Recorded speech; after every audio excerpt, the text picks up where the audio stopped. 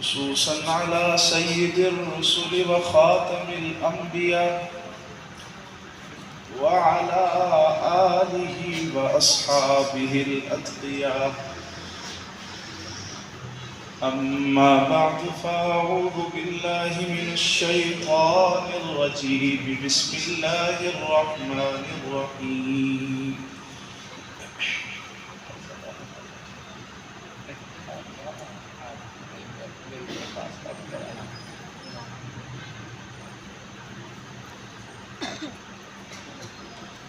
آج کی مہمان تو آپ ہیں سر، ہم تو آپ کی طفیل سے ہیں.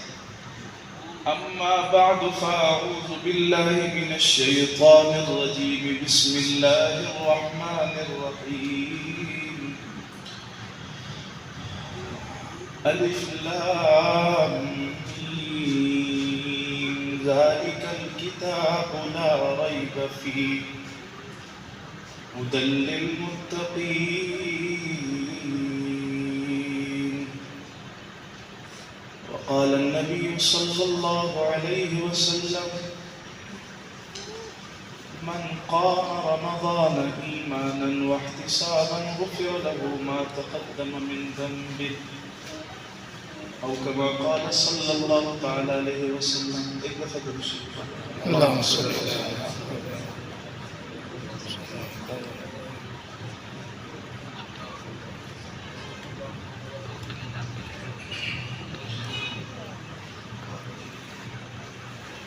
آج ہم لوگ ہمارے اس مسجد مدنی مسجد میں حضرت قاری عبدالسلام صاحب دامت برکاتہم العالیہ کی محبت بری دعوت پہ ہمارے عزیز قاری عبدالرحمن صاحب، جنہوں نے آپ کو ان 26 راتوں میں قرآن پاک سنایا ہے، یقیناً قاری صاحب کے لیے، حافظ صاحب کے لیے یہ بڑی خوشی کا لمحہ ہے کہ اللہ نے ان کو پھر اس سال قرآن پاک مکمل کرنے کی سعادت نصیب فرمائی. یہ اللہ کے احسان اور فضل کے سوا کبھی یہ کام مکمل نہیں ہوتے.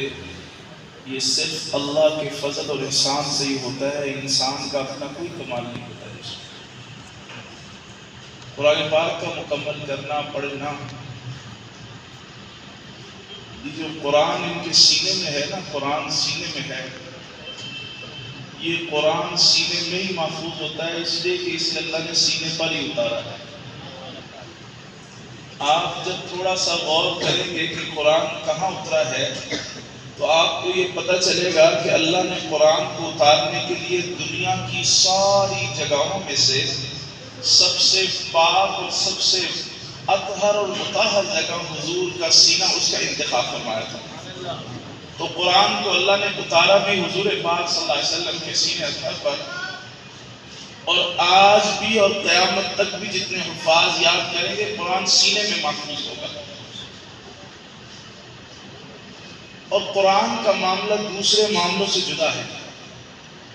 آپ کوئی دنیا کا علم دیکھ لیں، وہ علوم تو نہیں ہے، وہ فنون ہیں جن کو ہم پڑھتے ہیں، ٹیچروں سے پڑھتے ہیں، پروفیسروں سے پڑھتے ہیں، کالج یونیورسٹی میں پڑھتے ہیں. تو وہ پڑھنے والے جتنے ہیں وہ فنون ہیں، اور جو قرآن حدیث ہے وہ اصل علم ہے.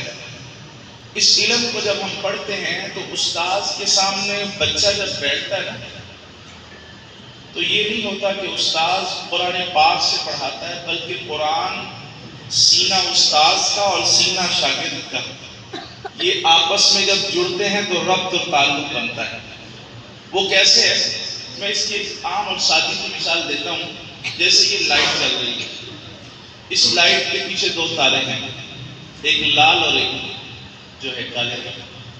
اب یہ دونوں تاروں کا تعلق پیچھے مین سوئچ بورڈ کے ساتھ ہے، جہاں سے چلاتے ہیں پھر اس سے مین میٹر تک تعلق ہے، پھر وہاں سے پیچھے ٹرانسفارمر تک تعلق ہے، وہاں سے گرڈ اسٹیشن جہاں سے بجلی آ رہی ہے چل رہی ہے وہاں تعلق، پھر اس سے پیچھے ڈیم جہاں بنتی ہے وہاں سے تعلق. اب آپ مجھے بتائیں یہاں سے یہ بلب کے روشن ہونے میں اگر کوئی ایک واسطہ منقطع ہو جائے تو یہ چلے گا یا نہیں چلے گا؟ پتہ چلا کہ یہ واسطے کے ساتھ واسطہ جڑے گا تو پھر یہ بلب روشن ہوگا. یاد رکھیں جب یہ قاری صاحب نے یا کسی بھی حافظ قرآن نے جب استاذ کے سامنے بیٹھ کر قرآن پڑھنا شروع کیا تو اس استاذ اور شاگرد کے سینے کا تعلق جڑا، اس استاذ کا اپنے استاذ کے سینے کے ساتھ، ان کا اپنے استاذ کے سینے کے ساتھ، حتیٰ کہ چلتے چلتے یہ تعلق اور یہ وابستگی حضرت ابی بن کعب صحابی رسول ہے رضی اللہ تعالیٰ ان کے سینے سے اور ان کے سینے کا تعلق مصطفیٰ کے سینے سے جڑا.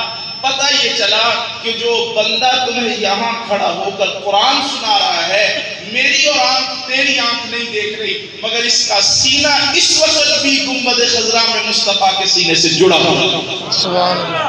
حافظ قرآن ایسا نہیں بن جاتا. حافظ قرآن یہ اللہ قسمت والوں کو قرآن عطا فرماتے ہیں. کئی مرتبہ بچے پڑھتے ہیں قرآن یاد کیا، حفظ کیا، پھر چھوڑ دیا. کوئی 5 پارے کر کے چھوڑ دیتا ہے، کوئی 10 پارے کر کے چھوڑ گیا.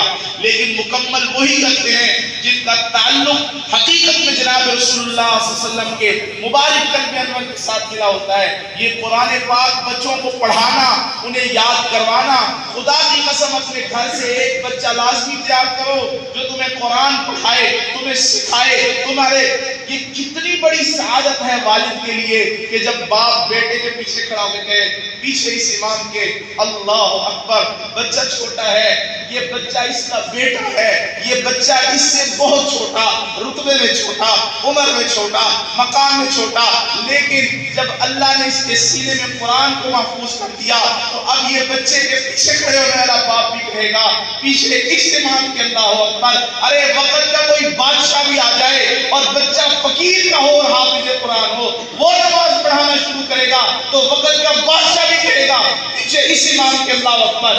اس لیے کہ یہ عزت اس کی نہیں ہے، اس کے سینے میں جو قرآن ہے اللہ نے اس کی وجہ سے یہ عزت عطا فرمائی. قرآن کی برکت سے اللہ بہت لوگوں کو نوازتے ہیں اور بہت لوگ قرآن کی وجہ سے اللہ ذلیل. حدیث پاک میں آتا ہے بہت سے لوگ قرآن کی بے اکرامی کی وجہ سے ذلیل ہوتے ہیں اور بہت سے اکرام کرنے کی وجہ سے اللہ بہت اونچا مقام عطا فرماتا ہے. قرآن پاک اللہ رب العزت کی وہ کتاب ہے جس کو اللہ نے جناب رسول اللہ صلی اللہ علیہ وسلم کے اوپر نازل فرمایا. آج دنیا کے جہاں کونوں پہ چلے جاؤ قرآن کا حافظ نہیں ملے گا، انجیل کا حافظ نہیں ملے گا، زبور کا حافظ نہیں ملے گا. حافظ ملے گا تو محمد کے قرآن کا ملے گا صلی اللہ علیہ وسلم. اس لیے کہ اللہ نے حفاظت کا خود ذمہ لے کر فرمایا کہ اِنَّا نَحْنُ نَزَّلْنَا الذِّكْرَ، نازل بھی ہم نے کیا ہے، محبوب حفاظت بھی ہم کریں گے. اور قیامت تک اللہ خود تو نہیں آئے گی نا نیچے. اللہ نے یہ جیسے کسی علاقے کے اندر کوئی کہہ دے نا، کوئی بادشاہ کہہ دے اس علاقے کی حفاظت کی ذمہ داری ہماری ہے، تو بادشاہ خود آ کے نہیں حفاظت کرنے کے لیے کھڑا ہو جاتا بلکہ اس کے سپاہی آتے ہیں، اس کی فوجیں آتی ہیں، وہ گھیر لیتی ہیں. وہ حفاظت کی جو سپاہی ہے نا، یہ آج وہ حافظ قرآن بچے اور علماء اور قرآ ہیں جو اللہ کے اس حکم کو پورا کرتے ہوئے کہتے ہیں کہ اللہ ہم آپ کی طرف سے آپ کے قرآن کی حفاظت کے لیے کھڑے ہوئے ہیں. قرآن چھوٹے چھوٹے بچے میں نے کئی دفعہ دیکھا، کئی بچے ایسے 7-8 سال کی عمر ہے، انہیں نہیں پتہ کہاں سے پڑھے، زبان چلتی جا رہی ہے قرآن پڑھی جا رہے ہیں، قرآن چلتی جا رہی ہے زبان قرآن پڑھتے جا رہے ہیں. ایک بچہ ایسا والدین کے لگے قاری صاحب یہ سوتا ہے نا رات کو پھر بھی اس کی زبان چلتے قرآن پڑھا ہو. سبحان اللہ. یہ کتنا بڑا اللہ کا انعام ہے یہ قرآن پاک. یہ بچوں کو یاد کراؤ، کوئی ایک بچہ حافظ لازمی بنا دو. خدا کی قسم جب تم قبر پہ جاؤ گے تمہاری قبر کے اندر ٹھنڈی ہوائیں آئیں گی، تم فرشتوں سے پوچھو گے ہوا کہاں سے آ رہی ہے، پتہ چلے گا تیرا بچہ قرآن پڑھ رہا ہے، اس کی ہوا ٹھنڈی اللہ تیری قبر کے اندر چلا رہے ہیں. من تو جانا ہی ہے. شیخ الحدیث مولانا محمد زکریا صاحب رحمۃ اللہ علیہ حضرت ایک واقعہ لکھا ہے کہ ایک اللہ والے بزرگ تھے بغداد میں، صاحب کشف بزرگ تھے. ان کی یہ کرامت تھی کہ اللہ تعالیٰ ان کو قبر والوں کے حالات ان کو کھول دیا کرتے تھے. جیسے ابھی ذکر فرمائے تھے قاری صاحب حضرت لاہوری رحمۃ اللہ علیہ کا 45 سال حضرت لاہوری رحمۃ اللہ علیہ شیرہ والا کی مسجد میں قرآن کا درس دیا. ہندوستان سے انگریز نے نکالا، ہندوستان سے انگریز نے نکالا. حضرت لاہوری سکھ کے بیٹے ہیں، پتہ ہے حضرت لاہوری رحمۃ اللہ علیہ کے والد سکھ تھے، اسلام لائے، قرآن کی دعوت دی، قرآن پڑھنا شروع کیا. ایک دن اپنے مسجد میں کھڑے تھے، عطا اللہ شاہ بخاری رحمۃ اللہ علیہ تشریف لائے. شاہ جی آگے کھڑے ہوئے تو حضرت لاہوری پیچھے ہو گئے، کہنے لگے آگے بڑھیں، سکھ زادے کی کیا مجال کہ سید زادے کے آگے کھڑا ہو جائے. شاہ جی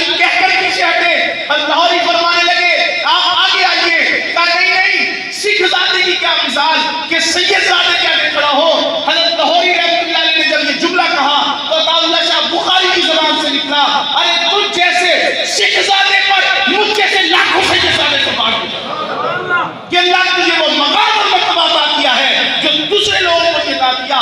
قرآن پڑھتے پڑھاتے حضرت لاہوری گئے. آج جاؤ میانی کی قبرستان میں حضرت لاہوری رحمۃ اللہ علیہ آرام فرما ہے. آپ ان کے ارد گرد دیکھ لیں, جتنی قبریں نظر آئیں گی نیچے لکھا ہوگا مرید خاص حضرت لاہوری, مرید خاص حضرت لاہوری, مرید خاص لاہوری. کیوں؟ یہ کیا ہوا؟ حضرت کا انتقال ہوا. حضرت کے انتقال کے بعد حضرت کے خلیفہ تو نے خواب دیکھا, اور خواب میں کیا دیکھا کہ حضرت لاہوری رحمۃ اللہ علیہ اپنی قبر میں ہیں اور ایک بڑی کرسی ہے اس کے اوپر بیٹھے ہوئے. تو انہیں پوچھا حضرت آپ تو کفن پہن کر گئے تھے, یہ تو لباس ہی بڑا عمدہ ہے, اور یہ کرسی کیسے آئی ہے؟ حضرت لاہوری کو سلم پتہ کیا ہوا ہے؟ انگریز نے ہندوستان سے نکالا, دسمبر کا مہینہ, جاڑے کی ٹھنڈ, برف کے 2 بلاک لے کر بلاکوں کے درمیان میں رکھا, حضرت کو کپڑے اتار دیے, کپڑے اتار کر برف کے بلاکوں میں رکھا اور مال گاڑی میں ڈال دیا کہ ہندوستان سے لاہور پہنچتے پہنچتے ٹھنڈا ہو جائے گا, جسم مر جائے گا, ختم ہو جائے گا. حضرت فرماتے تھے میرا جسم سن ہو جاتا تھا, لگتا تھا جیسے جسم کی حد ختم ہو جائے گی تو میں قرآن کی تلاوت شروع کرتا تھا. اللہ قرآن کی حرارت کی وجہ سے میری زندگی میں پھر نکالتا تھا. حضرت فرماتے ہیں کہ جب میں وہاں پہنچا تو انہوں نے مجھے اٹھا کے ایک طرف رکھ دیا, سمجھے مر گیا, سمجھے ختم ہو گیا. فرمایا میرے دل کے اندر قرآن کی رمق ابھی بھی موجود تھی. حضرت کے خلیفہ کہتے ہیں کہ لاہوری کو دیکھا ایک بڑی کرسی پر بیٹھے ہیں, عجیب لباس پہنا ہوا ہے. میں نے پوچھا حضرت یہ لباس کہاں سے آیا, یہ کرسی کہاں سے آئی؟ ہاں میں جب قبر میں مجھے 6 مہینے حضرت لاہوری کی قبر سے خوشبو آتی نہیں, جنت کی خوشبو, تو میں قبر میں اتارا تو میرے رب تعالیٰ کی طرف سے پیغام آیا, احمد علی تو نے میرے لیے بڑی مہنگی دی ہے. اب اس کا اعزاز یہ ہے کہ یہ کرسی میں نے جنت سے بھیجی ہے, اور یہ پوشاک میں نے تیری بھیجی ہے, اور یہ تو پہن. اور احمد علی تیرے آنے پر ہم نے اپنے اس نیک بندے کے اعزاز میں پتہ کیا کیا ہے؟ کہ کیا کیا ہے؟ کہ تیرے یہاں آنے پر ہم نے میانی کے قبرستان میں جتنے دفن ہیں سب سے عذاب قبر ہٹا دیا. جس سے اللہ راضی ہو جائے, جس سے رسول اللہ راضی ہو جائیں, ان کے تو قبر پر آنے پر. اور پھر اللہ پھر ان کے مرید جتنے تھے وہ وصیتیں کرتے تھے کہ ہمیں قبر دیں گے تو حضرت لاہوری کے قدموں میں, قبر ملے تو لاہوری کے قدموں میں. حضرت تھانوی رحمۃ اللہ علیہ سے کس نے پوچھا تھا کہ یہ اللہ والوں کے قریب قبر بناتے ہیں تو اس سے کیا ہوتا ہے؟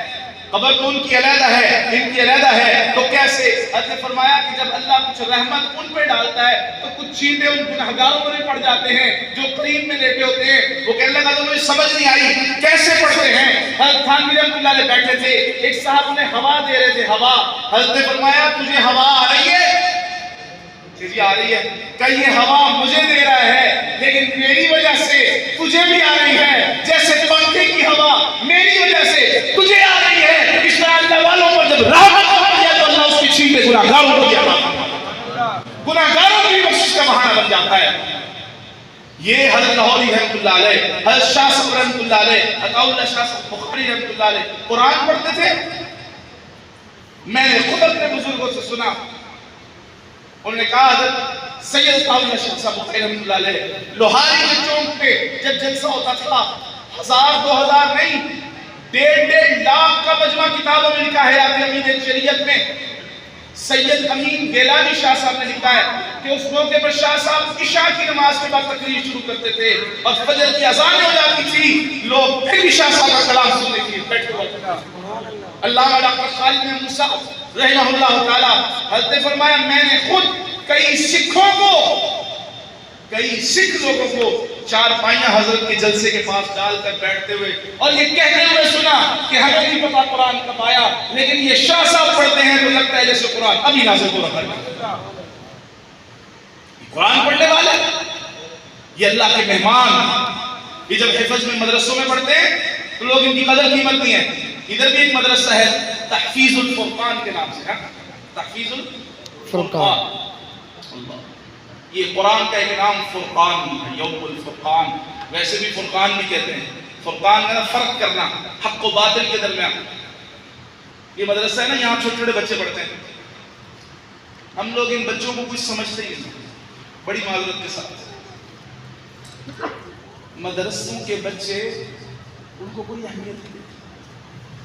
مدرسوں کے بچے ایسے ہوتے ہیں بس جو بچہ اسکول میں نہیں نہ چلے اس کو مدرسے میں ڈال دو. قاری صاحب یہ اسکول میں پڑھتا نہیں تھا, میں اپنا میرا ایک تعلق ادارے سے ہے, ہم دیکھتے ہیں آگے والدین پتہ کہتے ہیں قاری صاحب یہ بچہ پڑھتا نہیں سی اسکول فیل ہو جاتا ہے, اسی کہ چلو قرآن پڑھان پا دیں گے. جتنا قرآن کو تم اہمیت دو گے یہی قرآن تمہیں بھی اتنی اہمیت دے گا قیامت کے دن. حدیث پاک میں آتا ہے القرآن حجت لک و علیک او کما قال علیہ السلام, کہ یہ تمہارے خلاف یہ تمہارے حق میں قیامت کے دن یہ سفارشی بن کے آئے گا یا تمہارے خلاف مدعی بن کے آئے گا اور کہے گا کہ اللہ اس نے میرے حق کو ادا نہیں کیا, آج اس کے ساتھ وہ سلوک کر جس کا حق اس کے ساتھ. کہ مدرسے کے بچے چھوٹے چھوٹے طلباء جو قرآن حفظ کرتے ہیں, ہم نے بھی چٹائیوں پر بیٹھ کے پڑھا ہے, قاری صاحب نے بھی چٹائی پر بیٹھ کے پڑھا ہوگا. یہ مدرسے کے طلباء رسول اللہ کے مہمان ہوتے ہیں, یہ مدرسے کے طلباء حضور کے مہمان ہوتے ہیں. حضور پاک صلی اللہ علیہ وسلم کی محبتیں ان کے ساتھ ہوتی ہیں.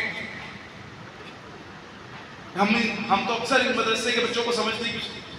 میرے شیخ حضرت مفتی محمد حسن صاحب دامت برکات العالیہ استاد جی جملہ عرصہ گزر گیا ہمیں اپنے حضرت کے قدموں میں, استاد جی جملہ فرماتے ہیں کہ جتنا ثواب قرآن حدیث پڑھنے پڑھانے والوں کو اتنا ثواب ان کی طرف ایک محبت کی نگاہ ڈالنے والوں کو بھی ملتا ہے.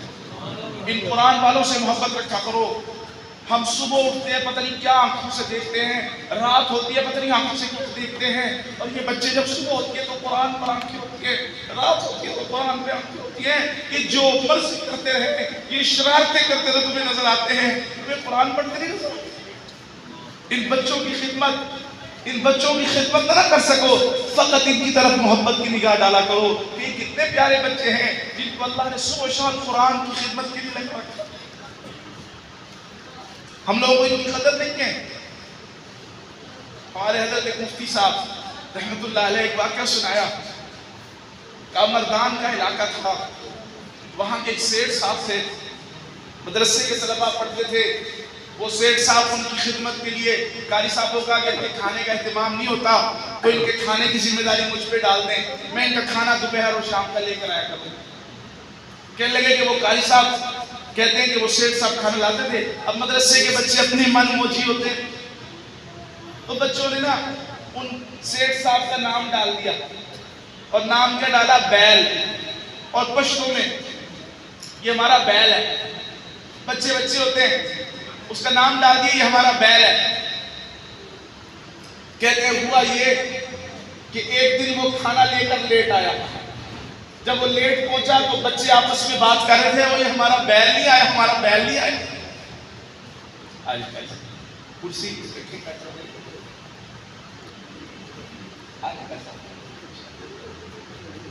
آپ اوپر آئے, آپ حضرت آپ اوپر آئے. بزرگ اپنے بزرگ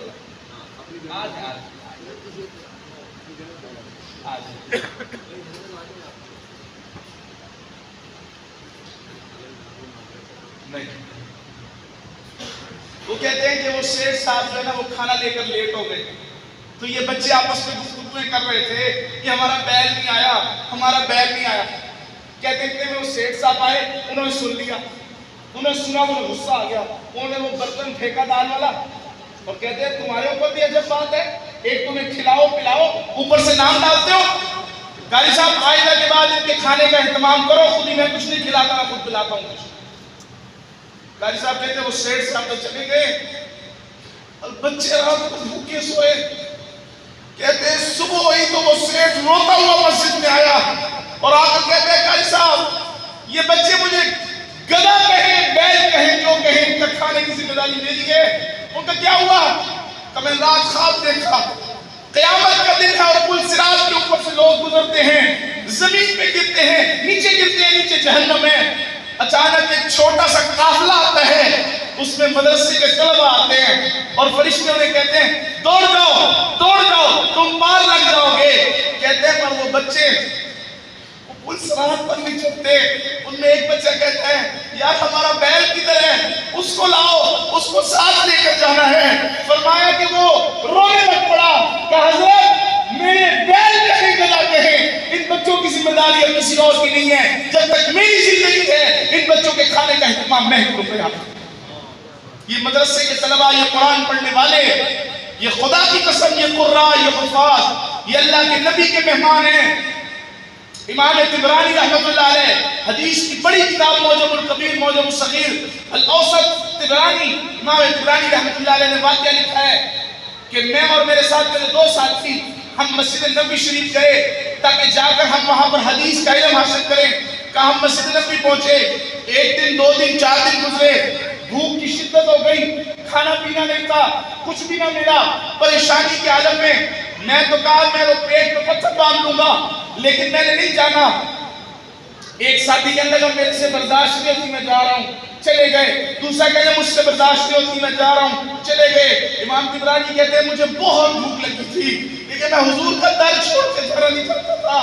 میں حضور کے روزے کے سامنے پیٹ کے بل لیٹ گیا اور میں روتے روتے کہا یا رسول اللہ میں تو آپ کا مہمان ہوں، آپ میرا کھانا کیوں نہیں کرتے؟